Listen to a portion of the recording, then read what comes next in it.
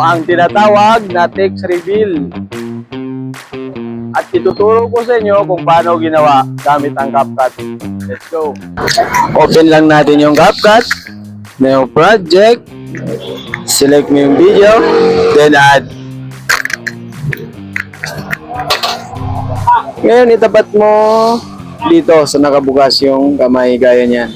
Text, then add text. Maglagay lang tayo kahit anong gusto natin gaya niyan. Ngayon, style, pwede mong palitan ng style gaya niyan. Itapat mo dun sa yan, ganyan. Tapos check mo na. Sagad mo yan, magkabilaan ganyan. Delete muna natin tong logo kasi hindi na kailangan din export. Ngayon, yung project tayo. Kunin natin yung dalawa. Yung in-edit natin at saka yung dating video. Gaya niyan. Ngayon, focus tayo dyan. Pinutin natin yan. Then, i-overlay natin. Ito, overlay. Ngayon. Ayan. Tapat natin dyan. Tapos, hanapin natin yung mask. Ito. Mask. Itong mirror. Ngayon, patayin natin yan. Gaya niyan. Dalawang kamay. Ngayon, itapat mo sa nakasara yung kamay.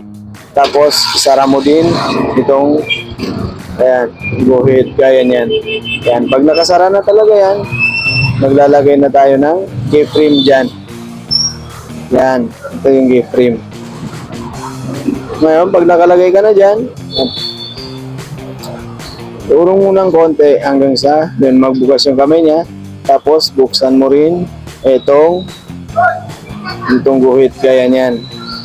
Yan. Ngayon urong naman natin konti. Ayan gaya niyan. Tapos buksan ulit natin. Isunod natin yung guhit dun sa kamay. Yan gaya niyan. Open. Yan.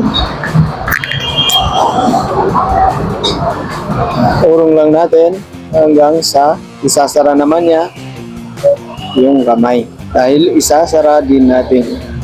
Yan, ganyan. Isasara na natin. Isara rin natin yung guhit. Yan. Automatic na yan magkaka-keyframe sa baba. Yan. Yan. Close lang. So, hanggang sa sarado na talaga ay. Yan. Ayan, kung close na talaga, gaya niyan. Yan. Lagpas lang natin ng konti, tapos di-delete na natin to. Split, then delete. Tapos, export mo na.